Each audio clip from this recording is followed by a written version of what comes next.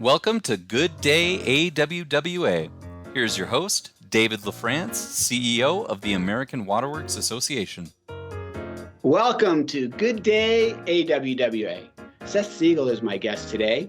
He is the New York Times best-selling author of Let There Be Water, Troubled Waters, and Other People's Words. So let's have some breakfast, get to know Seth, and to learn about his thoughts on water as well as how to have a life of value and meaning. Seth, welcome to the show. Thank you. Great to be with you again, David. Always a pleasure to be in your company. So, Seth, I have the pleasure of having breakfast with great water leaders like you. And I've asked each one of them to select a breakfast that's meaningful to them. And I'm excited because you've picked one that I like as well, which is lox and bagels. So tell me a little bit about why you selected this.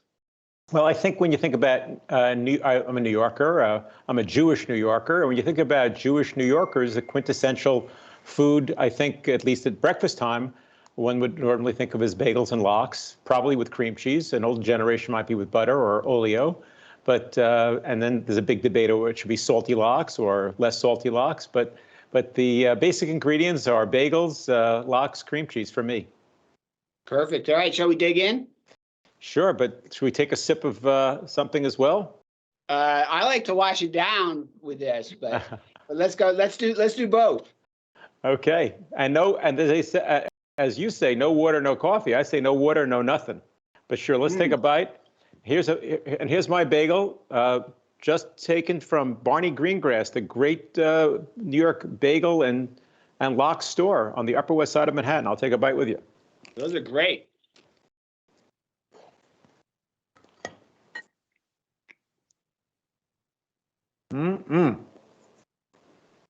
Perfect with the coffee. So, Seth. Yes, sir. Before we spend a lot of time talking about a life of value and meaning, tell me a little bit about these first two books, right? They both focus on water. The third one does not focus on water, but it has references to water. So what brought you to write these two books right here? Well, the second book came as a result of the first book. But the first book was really a statement of me being at a point in my life where I had been doing a lot of community service as a volunteer. I had an interest in helping to raise awareness of key issues that I felt people weren't adequately knowledgeable about. And this was, again, quite a number of years ago. This was about 2012-ish. And I felt like people were not talking about water scarcity, which if you're a water person, you know around the world, water scarcity begins to become a problem. And then I attended a meeting. I'm part of a think tank called the Council on Foreign Relations. I attended a meeting, and there was a presentation by a U.S. senior intelligence official saying that he thought, the U.S. government thought, with a high degree of certainty, that by the year 2035, water scarcity would lead to higher food prices, global instability, possibly large refugee flows, possibly a need for the U.S. to rethink its entire defense architecture. And I thought to myself, this is a story that just isn't well enough known. So I started doing research about water problems and water solutions. I discovered that the vast majority of the solutions either were invented in Israel or were improved out of Israel, which surprised me because I had been to Israel and I knew it as I thought of it as a very dry place.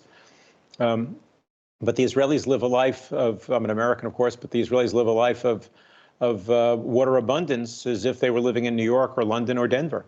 And I wanted to know how that came about and whether there was a lesson that the world might know. And I will tell you, it's a Cinderella story. I never in a million years thought it would become a New York Times bestseller. It's now out in more than 50 countries and more than 20 languages. And it continues to be in print very widely a number of years later. And that's because water scarcity is getting worse and worse. As I was finishing the book, I interviewed a professor who said to me that one of the coming causes of water scarcity will be water quality problems. And I said, what do you mean? I mean, I've been a guy who's always just turned on the tap and just drank from the tap. And he said that, well, water is widely contaminated, but people don't realize that. And that the light bulb goes off, the second time, it's, wow, there's another issue people might not know about. And after Let There Be Water became a big success, I went on tour and I had a lot of downtime in hotel rooms. I don't really go to bars by myself, and I don't really like watching TV in my hotel room. So I wrote this professor. I said, can you give me some articles to read? He gave me about 50 of them. I started reading them, and I realized, wow, there's a real story here. And that's how Troubled Water got born. Excellent. Well, I think they're both great, and they've both done a lot to sort of elevate water in the minds of those of us, even non-water professionals. So thank you for those contributions. Well, you know, it's interesting to say that I wrote the books not for water professionals. I wrote them for your next door neighbors. I wrote them for your high school kids who want to know what daddy or mommy does. I wrote them for your brother-in-law who has no idea what it means to be a water engineer or a water expert or something of that kind. And so although it's written at a high level where you would enjoy it, it's also written for someone with zero engineering, scientific, or technical background as well. So thank you for noticing that. All right, so let's talk about this book a little bit here. So other people's words, you know, I would say that to someone who hasn't opened it, they might wonder kind of what is this? And I think one of the best parts about this book is if people can understand how this book began in a sock drawer. So would you let our audience know about the sock drawer and how this book came about? I see that you have read the introduction closely. Very nice. Introduction is really a fun part. And normally I don't read introductions to books, but for this book, I think it's a must read. Well, thank you. Yeah, so what happened was, I mean, now obviously a lot of years have passed. I was in 11th grade. I was sent on an exchange program to another high school. And it was I grew up, not dirt poor, but I grew up at a center city, New York City high school. And I was sent to this very luxurious Long Island suburban high school. Beautiful place, I remember to this day. And on the wall of the social studies classroom were mounted a whole bunch of very inspiring quotations, or so I thought as an 11th grader. And I copied down a few of them and on a scrap of piece of paper, and I brought them back home to Queens with me. And I kept looking at them. I ultimately put them in my sock drawer. And then maybe I was just at that right age where suddenly ideas started percolating in my head, but I found myself writing down a couple of other ideas. And as I would, all of them with scraps of paper, they'd all kept getting added to the sock drawer.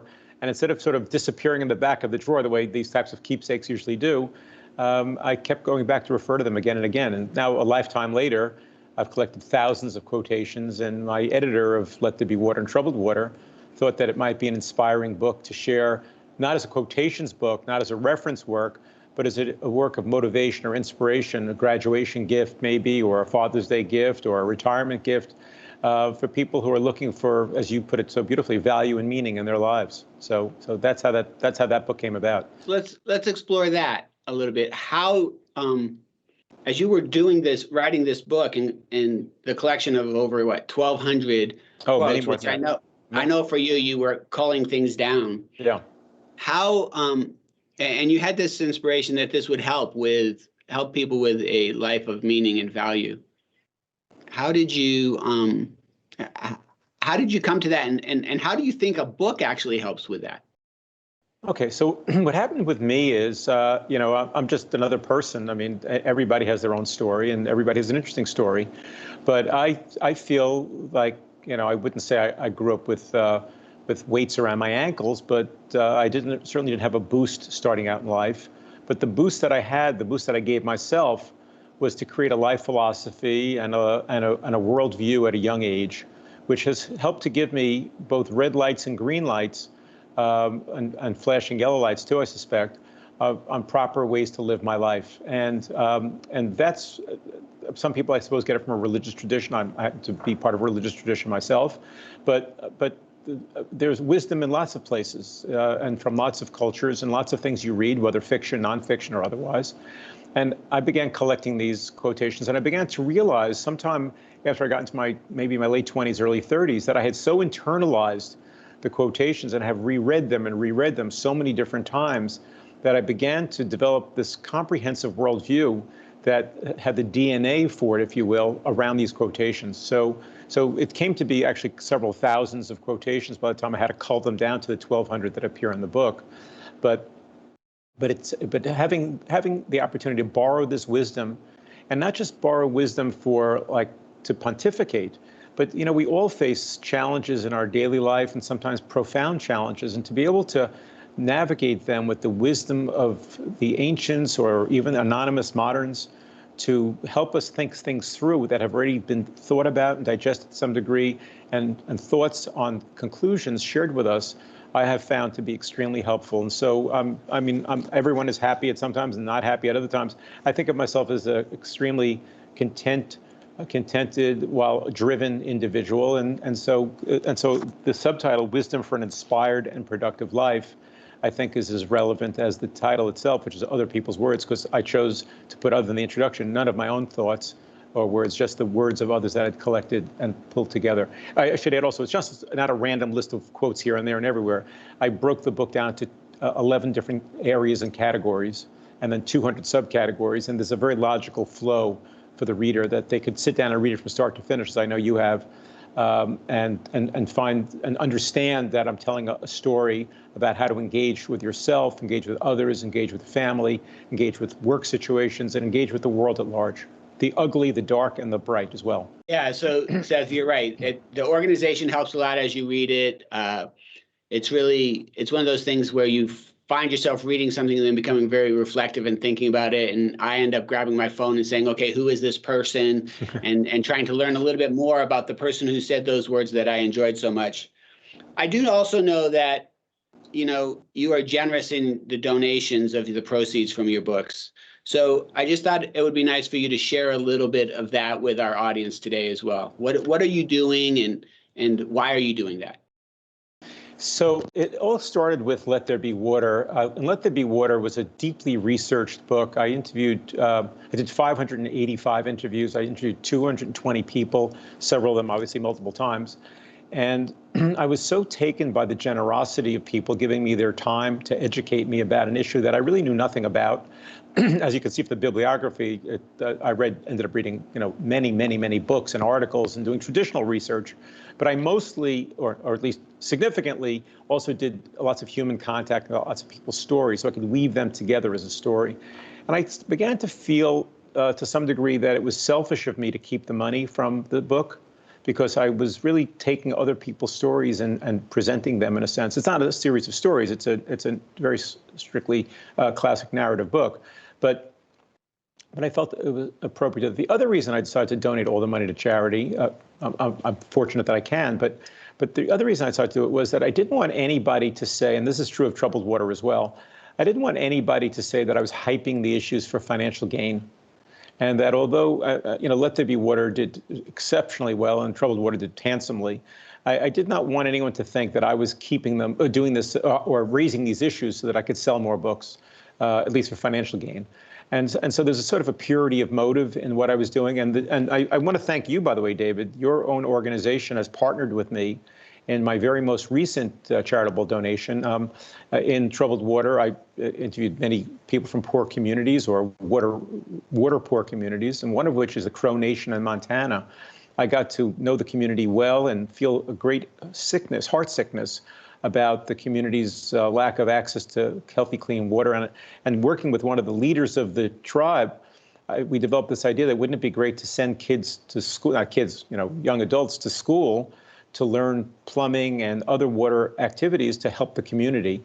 And when I spoke with you about this, you put me together with your charitable arm of AWWA, and we are now partnering together to help educate youth. By the way, that's only one of many things that I've given the royalties for, but that was really a real pleasure to be able to do that with the AWWA, an organization I have lots of reason to admire. Yeah, well, thank you. That's great. And the Water Equation, which is our philanthropic arm, we're excited to do that. And we're really proud to partner with you on something that we share the vision and we share the goals of, and we're going to help some people and do good work and make a better world through water. That's a nice thing to do. All right. So, Seth, I just have time for one last question. 1,200 quotes. Do you have a favorite one, and which one is it? Okay, so I'll quickly say to you, it's like asking an art collector if he has an absolutely favorite painting.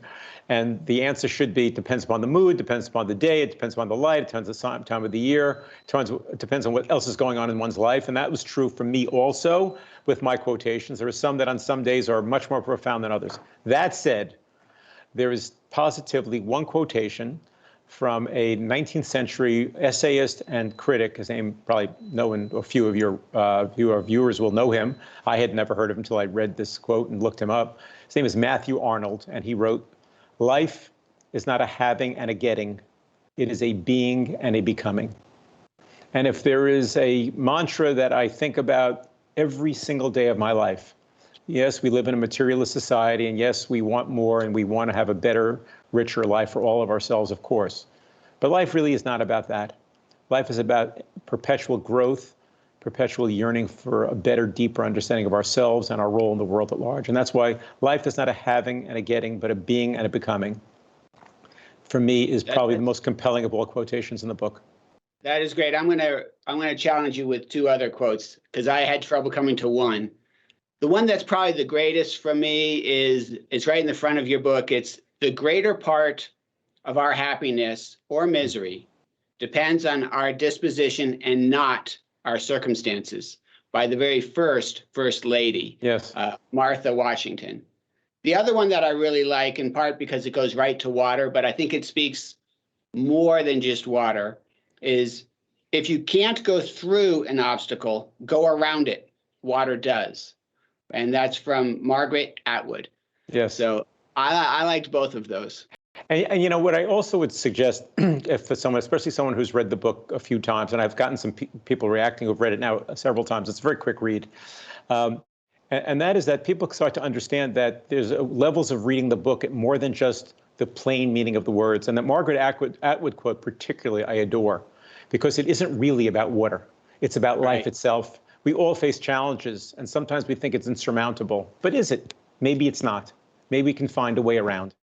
And then with all these quotes, I think when you see them in their bigger context, you see their richness even more. So Seth, our time is up for today. I know you and I could keep talking about this a lot longer. I really want to thank you for your time this morning and for everything you do for water and for the AWWA. So thank you very much for joining us today. A real great pleasure. David, I love working with you and I love your organization. Thank you so much. Thank you, Seth. And also, I'd like to thank Innovyze for sponsoring Good Day AWWA. You can learn more about them by going to the ACE21 sponsor page and clicking on their logo, or simply go straight to their website, which is innovyze.com. I hope you'll join me tomorrow for the next episode of Good Day AWWA and Breakfast with Kathy Bailey, the self-proclaimed First Lady of Water. And coming up next at ACE21 All Virtual is the Sponsor Showcase. Goodbye and have a good day. Good day, AWWA.